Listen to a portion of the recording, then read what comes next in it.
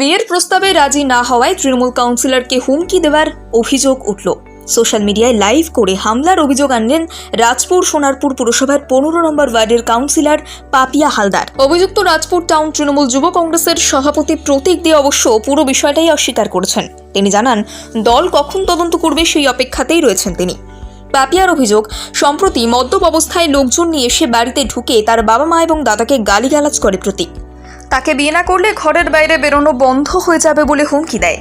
তিনি বলেন, ওদের হুমকিতে অসুস্থ হয়ে পড়েছি আমি, মাইল্ড অ্যাটাক হয়েছে, সম্পূর্ণ বিশ্রামে থাকার পরামর্শ দিয়েছেন ডাক্তার। ওরা আমাকে বলে বিয়ে না করলে দল ছাড়তে হবে, ওয়ার্ড অফিসে বসা যাবে না। সোনারপুর থানায় অভিযোগ দায়ের করেন পাপিয়া। ঘটনা তদন্ত শুরু হয়েছে বলে জানিয়েছে পুলিশ। জানা গেছে, রাজপুর সোনারপুর পুরসভার 15 নম্বর ওয়ার্ডের কাউন্সিলর পাপিয়া হালদারের সঙ্গে ব্যক্তিগত সম্পর্ক ছিল তৃণমূল নেতা প্রতীক দের, কিন্তু বর্তমানে পাপিয়া সেই সম্পর্ক রাখতে নারাজ।